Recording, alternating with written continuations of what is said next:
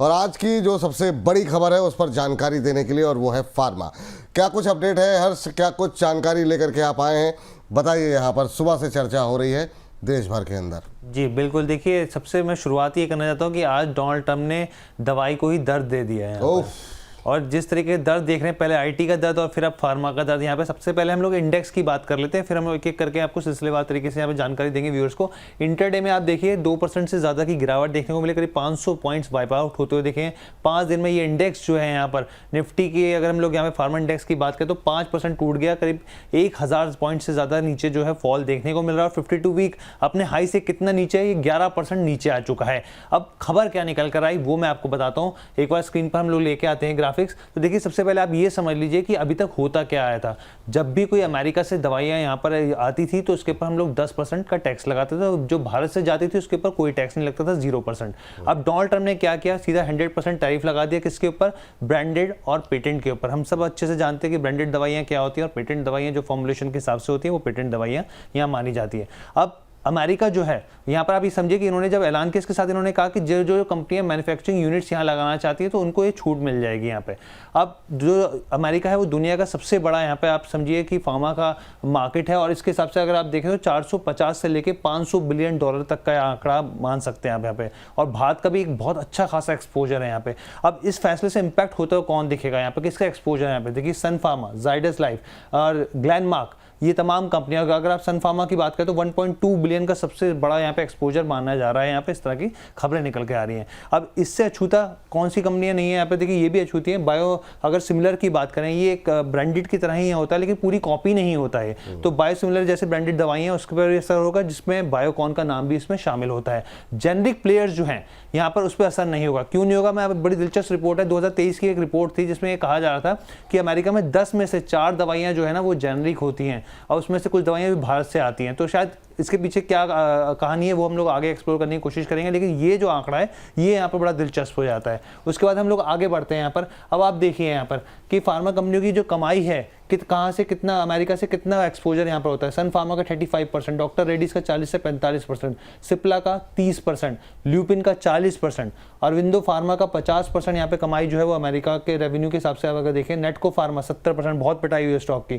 Cadila health की बात करें 40%, ग्लैनमार्क फार्मा की 35%, टोरेंट फार्मा 25 से 30% और बायोकॉन 30%। अब हम लोग कुछ स्टॉक्स लेकर आते हैं, कुछ उसमें छूटे हैं लेकिन हम लोगों ने कोशिश करी है लेने की, तो एक बार लेके आते हैं। ये देखिए वॉकहार्ट की बात करते हैं, आज इंटरडे में 5.5% से ज़्यादा की गिरावट है और अपने 52 वीक हाई से ये 25% जो स्टॉक है वो नीचे आ चुका है। यहाँ पर लगातार हम लोग देख रहे हैं, पिछले लंबे समय से यहाँ पे दबाव दिख रहा है और ये आप देखिए स्थिति 25% टूटा। सन फार्मा की बात करते हैं, आज 3% से ज़्यादा की गिरावट है लेकिन 20% अपने हाई से ये नीचे आ चुका है। लॉरस लैब की बात करते हैं, आज बड़ी पिटाई हुई है, इसके 7% 6.5% की गिरावट यहाँ पर है, 11% अपने 52 वीक हाई से नीचे है। यहाँ पर ग्लैंड फार्मा की बात करते हैं 2.5% के आसपास और 9% नीचे। जाइडस लाइफ की बात करते हैं, करीब आज 4% टूटा हुआ है, अपने 52 वीक हाई से ये करीब 10% नीचे यहाँ पर अभी आ चुका है। ग्लेनमार्क की बात करें, ये भी 2.5% से ज़्यादा की गिरावट इसमें भी देखने को मिली है, 13% ये नीचे है अपने 52 वीक हाई से।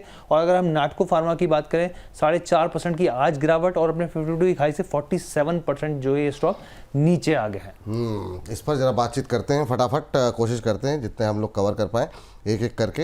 इसको साइड में हम लोग दिखाते रहेंगे लगातार, लेकिन इस बीच बाजार बहुत तेज़ी से नीचे आया है और हमारे दर्शकों की तरफ से टिप्पणी आ रही 24,650 भी जो सपोर्ट की बात हो रही थी वो भी टूट गया। 24,638 ये इंट्राडे लो अप बनाया है। चलिए इस पर आगे बातचीत करेंगे, लेकिन पहले जरा फार्मा पे हम बातचीत कर रहे थे। साइड में ग्राफिक्स दिखाते रहेगा सर। बहुत सारे शेयरों पे आज ट्रेंड में सुबह से हैं, कुछ पे हम लोगों ने सुबह बात भी की। आप दोनों की टिप्पणियाँ एक एक करके जानना चाहेंगे। पहले तो ये जानना चाहेंगे, सारे तो कवर नहीं कर सकते, लेकिन एक एक टिप्पणी है कि मतलब 2 बातें इसमें निकल के आई हैं कि एक तो ये कि 1-2 कंपनियों को छोड़ करके ज़्यादातर जो फार्मा कंपनियां हैं वो अभी जेनरिक कारोबार में है। टेंशन इस बात की है कल को जेनरिक को लेकर के कुछ ना टिप्पणी आ जाए, क्योंकि ट्रंप साहब है, कुछ भी कर सकते हैं। दूसरा एक महत्वपूर्ण बात यह है कि अमेरिका में भारत में जो जिन कंपनियों के नाम भी लिए गए हैं सबके कुछ ना कुछ के तो प्लांट है ही वहाँ पर, तो अब वो उसका कितना, उस पर क्लैरिटी अभी नहीं आई है कि मतलब किस तरीके से होगा। तो वो थोड़ा रचित जी जरा प्रकाश डालिए। आप काफ़ी जो है सब चीज़ों पे लगे रहते हैं, बताइए जरा क्या लग रहा है। फिर एक एक कंपनियों पे जरा कोई कंपनी जो आपको लग रहा है कि इस गिरावट पे से, नाटको 47% बता रहे हैं मतलब टूटा हुआ है, तो क्या ये कोई बाइंग अपॉर्चुनिटी है या अभी आपको लगता है नहीं दूर रहना चाहिए? पहले रचित जी आप। सर सबसे पहले तो मैं एक चीज ऐड करना चाहूंगा। आज के जितने भी मार्केट का गम था और फार्मा का जो दुख दर्द था, हर्ष ने एक जो लाइन बोली ना सर, वो आधा वहीं पे खत्म हो गया। मतलब अब हर्ष भी जिस तरीके से चीजें सर ऐसा थोड़ी है, सेंस ऑफ ह्यूमर सब में होता है, मतलब मेरी सेंस ऑफ ह्यूमर नहीं सर, ये मतलब देखिए कटाक्ष भी था। हाँ। और जिस तरीके से वो लाइन बोली गई, मैं एक बार फिर से हर्ष, एक बार फिर से सर कौन सी लाइन? मैं पहले ही वो दर्द वाली बात जो है ना, दर्द वाली कह रहे हैं ना सर? हाँ सर, वो लाइन फिर से क्या? अच्छा, दवाइयों को सर आज डोनाल्ड ट्रम्प के ऐलान से दर्द हो गया। वाह बहुत शानदार, मैं समझ गया था प्रदीप सर की, मतलब उससे। हाँ बताइए सर। और सर मैं एक चीज हर्ष को अभी ऑन लाइव टेलीविजन बोल देता हूँ कि मैं ये लाइन यूज करने वाला हूँ, आप इस पे कॉपीराइट मत रखिए। हाँ इस पे मत रखिए, सर मतलब समझ लेते हैं कि एग्जैक्टली बात क्या है। बात ये है कि अब हम डर रहे हैं कि क्या ये जेनेरिक पे कर दे। सर ये नहीं हो सकता। अब मैं आपको इसके पीछे का कारण बताता हूँ सर। जेनेरिक ड्रग्स जो है ना, वो ड्रग्स आपकी लाइफ, जैसे पैरासिटामोल है, पैरासिटामोल यूएस में इतना नहीं बनता। यूएस, और सर यूएस छोड़िए, हम भी एपीआई जो है वो चाइना से इंपोर्ट करते हैं। They are bare basic minimum things. और इनका हेल्थ केयर का इन्फ्लेशन इतना ज्यादा बढ़ जाएगा ना जेनेरिक करते ही। इनफैक्ट सर मैं आपको ये और बताया तो, जो इन्होंने ये स्टेटमेंट अभी दिया है ना, आप देखिए यूएस हेल्थ केयर बिजनेस जो है ना, वो भी गवर्नमेंट फंडेड होता है। ऑलरेडी आप इतने कर्जे में, फिर आप चीजें महंगी करने में लग गए हैं। तो ये अभी पेन पॉइंट आपका बना जरूर है, बट ये इंप्लीमेंट होने में अभी थोड़ा सा टाइम है। और यूजुअली सर मैं एक और चीज बोल दे रहा हूँ, ट्रम्प साहब के लिए मैंने एक चीज नोटिस करी है कि जब ये टाइमलाइन ले लेते हैं ना कहीं टैको उनका ट्रिगर होता है, और फिर वो बोलते हैं ना ट्रम्प चिकन्स आउट, कुछ ना कुछ चेंज आ जाएगा। बट नहीं आता है तो क्या, नहीं आता है तो हमें एक चीज समझनी होगी कि औरोबिंदो फार्मा, सर ये स्टॉक पे आप नजर डालें, ये वो स्टॉक है जो जेनेरिक में बहुत अच्छे से सप्लाई करता है यूएस को। इसका सबसे बड़ा एक्सपोजर है और ये अब अट्रैक्टिव लेवल्स पे आपको देखने को मिल रहा है। औरोबिंदो फार्मा के लिए आप देखें कहीं भी 1048 के आसपास आता है, वहां एक स्ट्रॉन्ग सपोर्ट है। और क्योंकि इसकी जेनेरिक सप्लाई है और ये अनहर्ड है, और सबसे बड़ा जेनेरिक सप्लायर औरोबिंदो फार्मा ही है as per what I have read. तो औरो फार्मा एक कंपनी होगी जिसको बेनिफिट देखने को मिलेगा। उसके बाद आप देखिए जिन मेजर कंपनीज का प्लांट है, सिप्ला, डॉक्टर रेड्डी, ल्यूपिन, ये सर वो कंपनीज हैं जिनका अच्छा खासा प्लांट है। और सिप्ला, डॉक्टर रेड्डी और ल्यूपिन, इनको अगर आप देखेंगे ना तो इनके पीई मल्टीपल्स भी अब एक कंफर्टिंग लेवल्स पे आ रहे हैं। तो मैं ये तो नहीं कह सकता कि क्या the worst is behind us, no, but at the very face of it जितनी न्यूज ये डेवलप हो रही है और पास्ट एनालिसिस से जितना हम ट्रम्प साहब को रीड कर पाए हैं, फार्मा का एक डर था और अब वो डर कहीं ना कहीं सबसाइड होता हुआ आपको दिखेगा।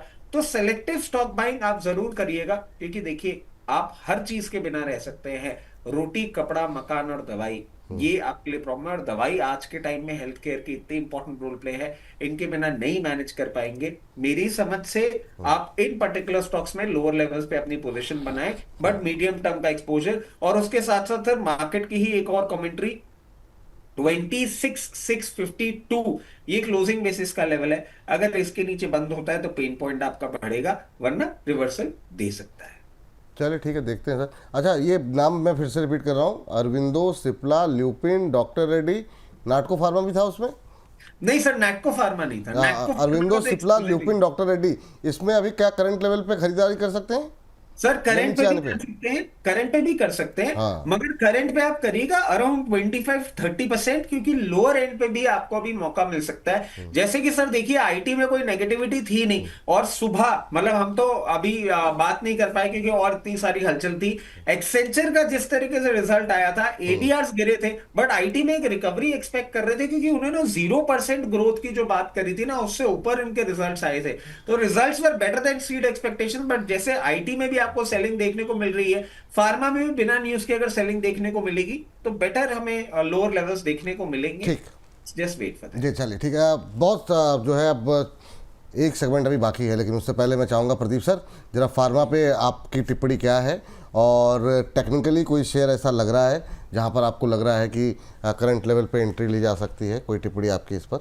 देखिए ऑलरेडी 21,494 के आसपास निफ्टी फार्मा इंडेक्स अभी ट्रेड हो रहा है। मुझे लगता है कि जिस तेजी से ये नीचे आया है और थोड़ा डाउन साइड मैं एक्सपेक्ट कर रहा हूँ। और ट्रम्प जी को आप ऑब्जर्व करेंगे, मतलब आईटी भी नहीं छोड़ा, अभी फार्मा भी बहुत टाइम से फार्मा को लेके बातचीत हो रहा था, तो वो अभी इसका जो इफेक्ट है ना, एक दो स्टॉक में नहीं आएगा, पूरा इसका न्यूज का इफेक्ट अभी इतने तरीके से बुरे तरीके से स्प्रेड हो चुका है, ओवरऑल मैक्सिमम स्टॉक्स पे ही दिखाई दे रहा है। रचित सर ने जो स्टॉक्स का नाम बताया, मैं ही वही चार्ट खोल के बैठा था, लुपिन, क्योंकि मैं लुपिन का रिजल्ट बहुत अच्छे से मैंने रीड किया था लास्ट क्वार्टर का भी, लुपिन का मुझे रिजल्ट अच्छा लगा। लुपिन इनफैक्ट सिप्ला, ये दोनों काउंटर के साथ मैं जाना चाहूंगा। फिलहाल अभी इस जोन पे नहीं है, 1921 के आसपास का लुपिन अभी चल रहा है। मुझे लगता है कि 1850 और 1860 के आसपास आता है तो बाइंग आपको स्टार्ट करना चाहिए।